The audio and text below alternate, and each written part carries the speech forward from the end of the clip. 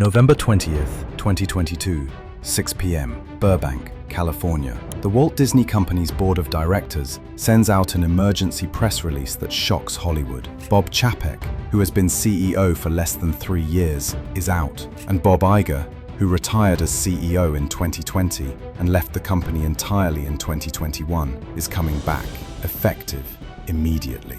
The announcement is stunning. CEO firings usually come with carefully worded statements about pursuing other opportunities or spending time with family. This one is blunt. The board has lost confidence in Chapek's leadership. Disney's stock price has fallen 40% from its peak. The company has lost over $11 billion on streaming, and the man who started this entire mess, Bob Iger, is being brought back to fix it. But here's the thing. Bob Iger didn't just fail to fix the problem. He created it. In August 2017, Iger made a decision that seemed visionary at the time. Disney would pull all of its content from Netflix and launch its own streaming service. It would compete directly with the company that had pioneered streaming, that had a decade head start, that had over 100 million subscribers. Wall Street analysts were skeptical. Why would Disney abandon guaranteed licensing revenue to enter a crowded, unprofitable market? But Iger was convinced. He'd watched Netflix grow from a DVD by mail service to a $150 billion entertainment giant using Disney's content. "We're feeding the beast that's going to eat us," he told his board. "We need to control our own destiny." The board approved. Disney would invest billions to build a streaming platform, create original content, and compete with Netflix, Amazon, and Apple. It was a bold vision. It was also a catastrophic miscalculation. Within 5 years, Disney Plus would have 150 million subscribers, but lose $11 billion. The streaming wars would decimate Disney's stock price, force mass layoffs, and prove that the Netflix model doesn't work for anyone, including Netflix. This is the story of how Disney, one of the most profitable entertainment companies in history, made an $11 billion bet on streaming and lost. A bet that didn't just hurt Disney, it changed the entire entertainment industry. To understand why Disney's streaming bet failed so spectacularly, you need to understand how dominant Disney once was, and how much money they were making before they decided to blow it all up. October 16th, 1923, Walt Disney and his brother Roy found the Disney Brothers cartoon studio in Los Angeles. Their first success is a character named Oswald the Lucky Rabbit. But when their distributor steals the rights to Oswald, Walt learns a lesson he'll never forget. Own your content, control your distribution, never let anyone else have power over your creations. In 1928, Walt creates Mickey Mouse, then comes Snow White, Pinocchio, Fantasia, Dumbo, Bambi. Disney becomes synonymous with animation, with childhood, with magic. By the 1950s, Disney has expanded into television and theme parks. By the 1990s, it's a global empire. Movies, television, theme parks, merchandise, licensing, everything. But by the early 2000s, Disney is struggling. Its animation studio, once the crown jewel, is being crushed by Pixar. Films like Toy Story, Finding Nemo, and The Incredibles are box office juggernauts. Disney's own animated films are flopping. The company needs help. Enter Bob Iger. In 2005, he becomes Disney's CEO. He's 54 years old, a television executive who worked his way up through ABC, and he has a vision. Disney needs to own the best content in the world, not just create it, own it. In January 2006, Iger pulls off his first major acquisition. Disney buys Pixar for $7.4 billion. It's the largest acquisition in Disney's history, and it's brilliant. Overnight, Disney owns Toy Story, Finding Nemo, Cars, The Incredibles, and it brings back John Lasseter and Ed Catmull to revitalize Disney's own animation studio. But Iger isn't done. In August 2009, Disney acquires Marvel Entertainment for $4 billion. Suddenly, Disney owns Iron Man, Spider-Man, the Avengers, the X-Men. The Marvel Cinematic Universe will go on to generate over $30 billion in box office revenue alone.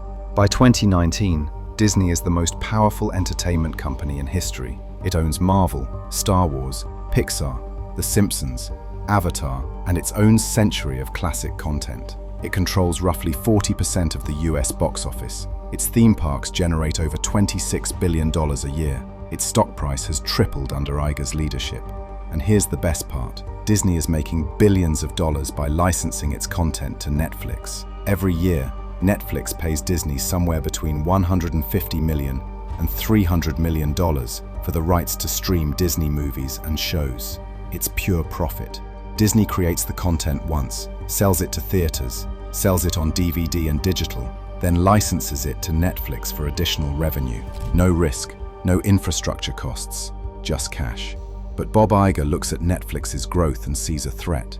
In 2007, Netflix launches streaming.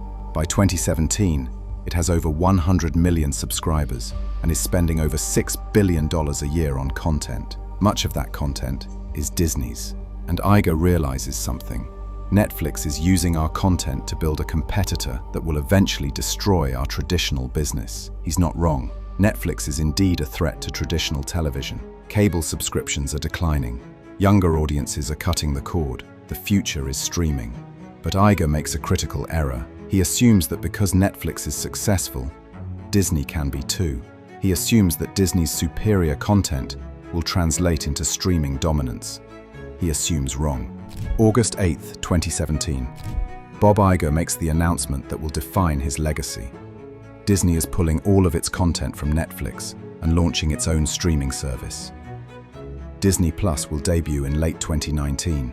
It will feature Disney's entire library, plus new original content from Marvel, Star Wars, Pixar, and National Geographic.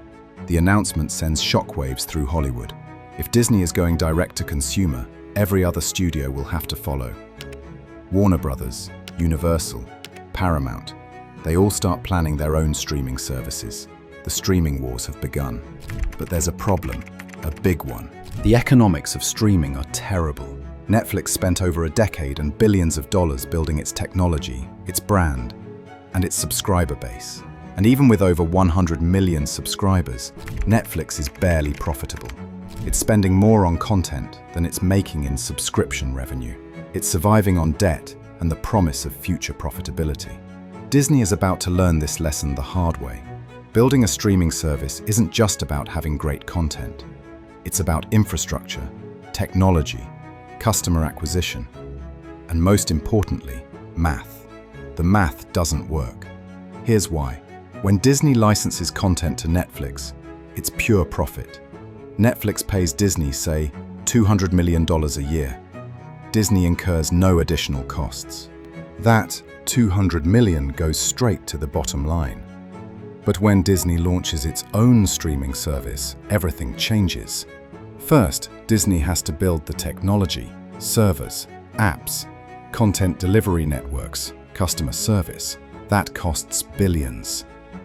Then Disney has to acquire customers, marketing, promotions, free trials. More billions. Then Disney has to create original content to keep subscribers. Even more billions. And here's the kicker. Disney has to price Disney Plus low enough to compete with Netflix. Disney Plus launches at $6.99 per month. Netflix charges $12.99 for its standard plan. Disney is undercutting Netflix by half. Why? Because Disney knows it can't charge premium prices for a new service with limited content. It needs to get people in the door. But $6.99 per month means Disney needs massive scale to break even. If Disney Plus costs, say, $5 per subscriber per month to operate, including content, technology, and marketing, then Disney is only making $1.99 per subscriber per month in profit. To make the same $200 million it was making from Netflix licensing, Disney needs over 8 million subscribers, and that's just to break even with what it was making before. Bob Iger and his team believe they can get to scale quickly. They're wrong. November 12, 2019. Disney Plus launches. The response is overwhelming. 10 million people sign up on the first day. Within a year, Disney Plus has 73 million subscribers. On paper, it looks like a massive success. Disney Plus has more subscribers than HBO Max, Paramount Plus, and Peacock combined. It's the fastest growing streaming service in history. Wall Street is ecstatic. Disney's stock price hits an all-time high of $201 in March 2021. But behind the scenes, the numbers are catastrophic. Disney Plus is losing money, lots of money. In fiscal 2020, Disney's direct-to-consumer division, which includes Disney Plus, Hulu, and ESPN Plus, loses $2.8 billion. In fiscal 2021, it loses $4 billion. In fiscal 2022, $4 billion again. By the end of fiscal 2023, Disney's streaming division has lost over $11 billion since launch. $11 billion, and it's still not profitable. Disney is spending more on content, technology, and marketing than it's making in subscription revenue. The company is essentially paying people to watch its content. And here's the worst part. While Disney is losing billions on streaming, its traditional businesses are collapsing. Cable television, which used to generate massive profits for Disney through ESPN. ESPN used to generate $10 per month per household just from cable fees, plus advertising revenue. Disney is cannibalizing a highly profitable business and replacing it with an unprofitable one. This is the innovator's dilemma in action. Disney is disrupting itself. It's destroying its own profitable business to chase a future that may never be profitable. And Wall Street is starting to notice. By late 2022, Disney's stock price has fallen from $201 to $90. The company has lost over $120 billion in market value. Investors are furious. Analysts are downgrading the stock. And Bob Chapek, who took over as CEO from Bob Iger in February 2020, is taking the blame. But Chapek didn't create this mess. Iger did. Chapek inherited a company that was bleeding billions on streaming, facing collapse in cable, and dealing with theme parks shut down by COVID. Chapek's crime was being honest about it. In November 2022, Disney reports its quarterly earnings. The streaming losses are worse than expected. Chapek admits that Disney Plus may not be profitable until 2024. The stock craters. The board panics, and they do something almost unprecedented. They fire Chapek and bring back Iger. The man who created the streaming disaster is being brought back to fix it. It's like hiring the arsonist to put out the fire. November 20th, 2022. Bob Iger returns as Disney's CEO. He's 71 years old. He had retired, written a memoir, and was enjoying life. Now he's back, facing the biggest crisis in Disney's history, and he has to admit something he never wanted to admit. He was wrong about streaming. Within weeks of returning, Iger begins making changes. He announces that Disney will cut 7,000 jobs, 5% of its workforce. He announces $5.5 billion in cost cuts, including $3 billion in content spending. He admits that Disney Plus may have too much content, that quality matters more than quantity.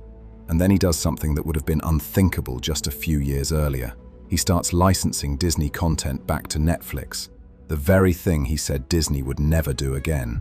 In May 2023, Disney announces a deal to license some of its content to Netflix. Not Marvel or Star Wars or Pixar, but other content. Content that can generate licensing revenue without cannibalizing Disney Plus. The entertainment industry is facing the same reckoning. It's a tacit admission.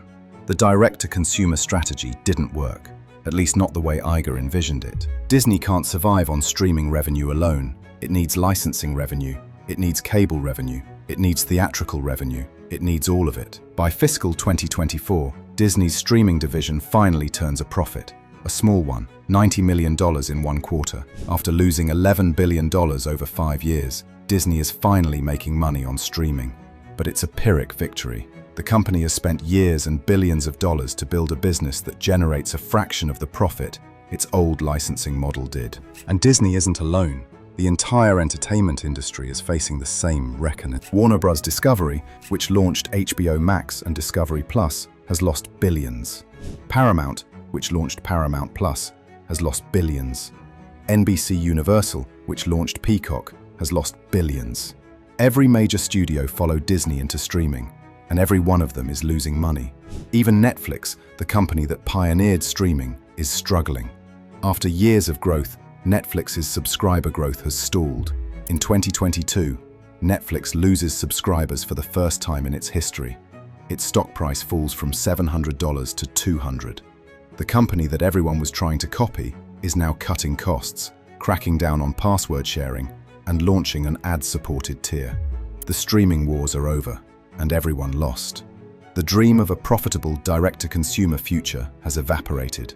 The industry is realizing what should have been obvious from the beginning. The old model, where studios licensed content to a few dominant platforms, was actually pretty good. It generated billions in profit, without the costs and risks of running a streaming service. But that model is gone, destroyed by the very companies that benefited from it.